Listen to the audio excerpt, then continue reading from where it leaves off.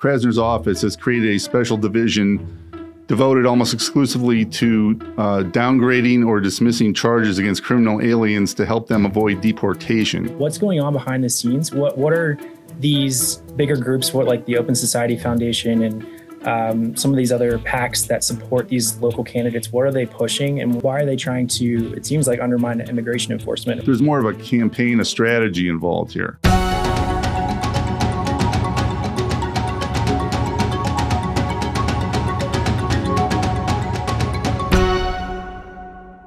Welcome to No Border, No Country.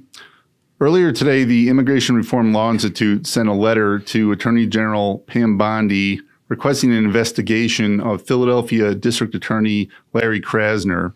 It turns out that Krasner's office has created a special division devoted almost exclusively to downgrading or dismissing charges against criminal aliens to help them avoid deportation. Joining me today to talk about this is Sam Dorman, who's a reporter for the Epoch Times. How you doing, Sam? Good. How are you, Brian? Okay, so we have this DA's office in Philadelphia that is giving preferential treatment to illegal aliens who are facing charges. What do you make of that?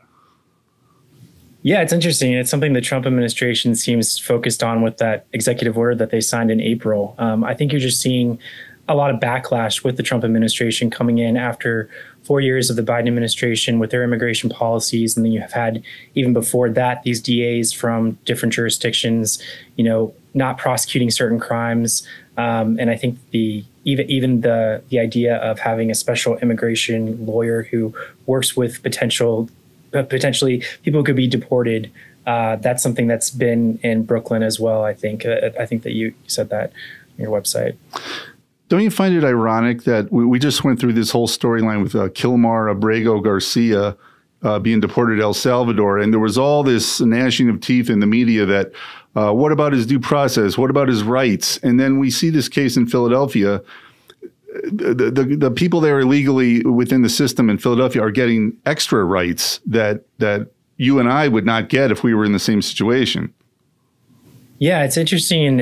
It's kind of interesting how the district attorney's offices are justifying it, as if this is a way of ensuring that immigrant communities are not afraid to come forward and work with law enforcement. But the question is what is the actual procedural and the actual due process that each person is guaranteed under the Constitution? And so, it's interesting that there is this patchwork of different places, different law enforcement authorities handling this issue, depending on what their views are about immigration. So you have the Trump administration having a more hardline approach, and that's probably going to reach the Supreme Court again, where they have to address whether or not there's habeas petitions and the nature of how long people are able to have notice for habeas and how much notice people get before they're deported. And then you also have at the state and local level people who are going out of their way. It seems like they're providing disparate treatment to illegal immigrants and even reducing the charges that they plead to so that they can avoid deportation. This letter to DOJ came after Bondi announced that they were going to investigate the district attorney in Hennepin County, Minnesota, in Minneapolis, because they are using, quote, racial identity, end quote, as a criteria for considering charges or plea deals or all these things. So it's not unprecedented that, especially in the Trump administration, DOJ is looking into these kind of things. And I would argue in the Krasner case, this is a pretty egregious example. Yeah, and the Trump administration also had an executive order last month that was focused on backing law enforcement officers who were subjected to unfair treatment because of diversity, equity, and inclusion policies. So again, the Trump administration is actively countering local law enforcement and these local and state officials who have more liberal inklings on race and immigration. And so it's really setting up a battle, I think, that the courts are ultimately going to decide, and there'll probably be new precedent, new legal standards that will, affect how these local jurisdictions operate going forward. Here at Early, we've delved deeply into the topic of how these sanctuary jurisdictions are completely off the chain as far as their responsibilities to their citizens.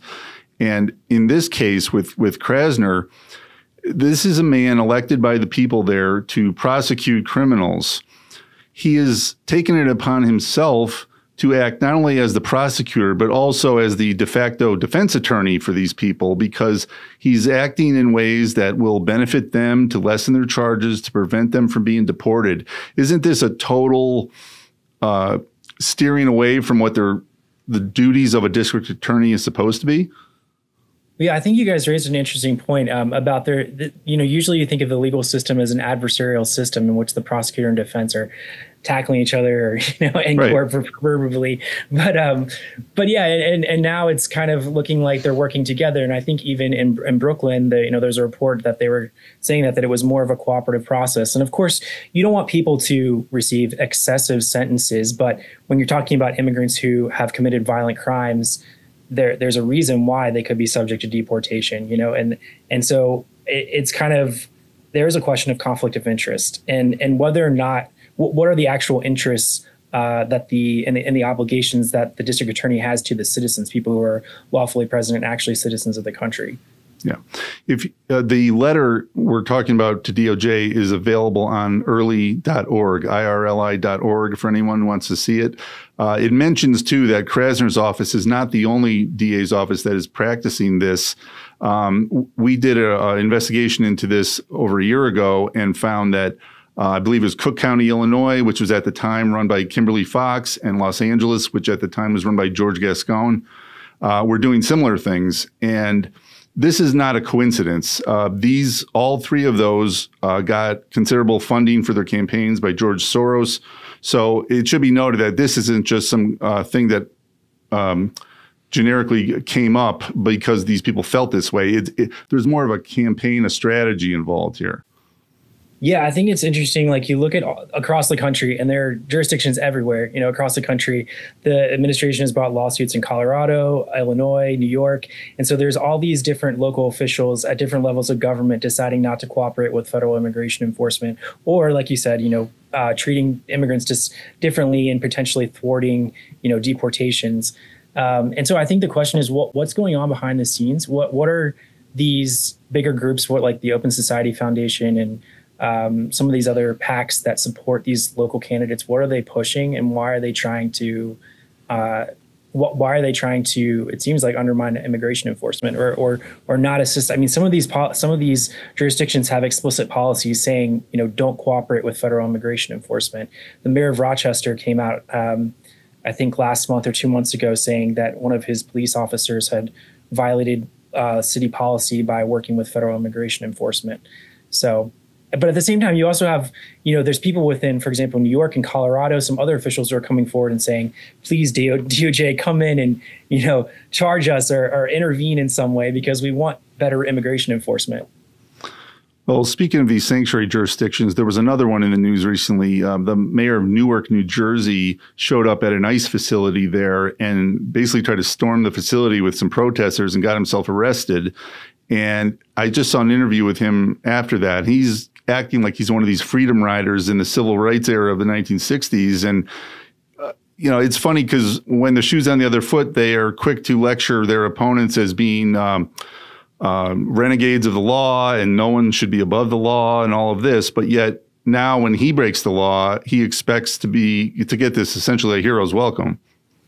Well, I think, and Alina Habba, who's the acting attorney for New Jersey, she announced this. She said, we're going to arrest him. And it's the same thing with the judge in Wisconsin, I believe, or Minnesota, maybe, Judge Hannah Dugan, who, she's been accused of thwarting law enforcement within her courtroom or within her courthouse.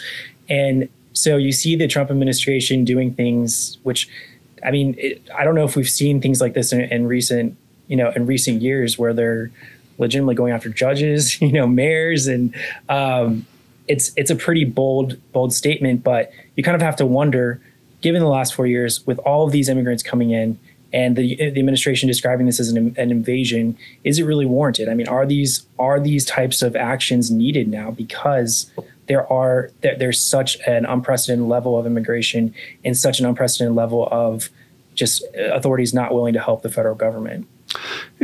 Wasn't it interesting also that in that Hannah Dugan case, the opponents of Trump were going, ballistic, saying that, oh, now he's arresting judges, as if she was being arrested because of a ruling she did that was out of favor with the administration here. That wasn't the case at all. Her personal behavior was violating the law, and they want to conflate the two and act like she's some political prisoner. Yeah, it's kind of unclear what happened, but it looks like she told, she allowed, I think this is according to an affidavit submitted by a witness, but she allowed or told this guy who was suspected of multiple felonies to go out the jury door. And then later the immigration authorities saw him outside the courthouse and he was running away, but they apprehended him. So yeah, it's kind of questionable. I mean, she's maintaining her innocence, but what exactly happened there? I mean, why would she do that? You know, if she knows immigration enforcement is in the building or in the area. There was another case like this in Massachusetts with a judge who I think she said that she would engage in some kind of disciplinary program, but the Trump administration, I think that the lawsuit was brought on the Trump administration, that it was dropped under the Biden administration. But yeah, like you have to wonder what exactly is going on. What are the judge's intentions behind doing that? And knowing, for example, that it seems like they would know that this is offering an opportunity for the immigrant to escape federal enforcement. Now, Sam, you're a member of the media. I wanted to get your take on this because I did a piece recently regarding the CNN interview with the Sinaloa cartel member.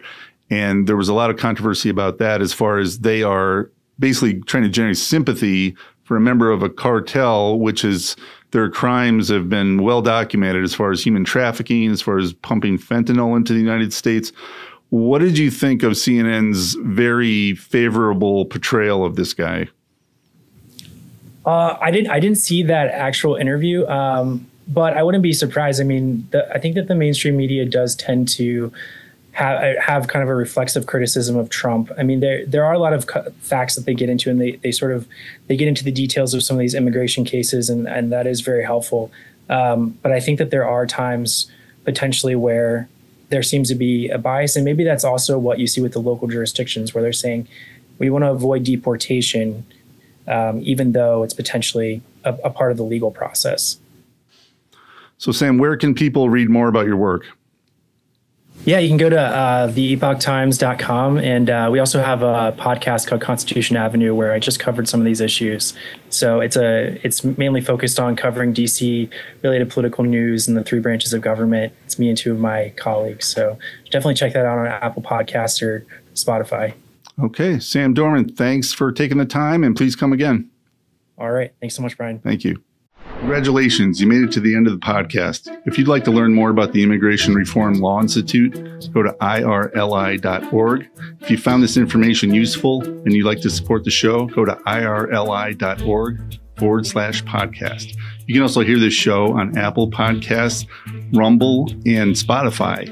And don't forget to check us out on all the major social media platforms. Thanks again.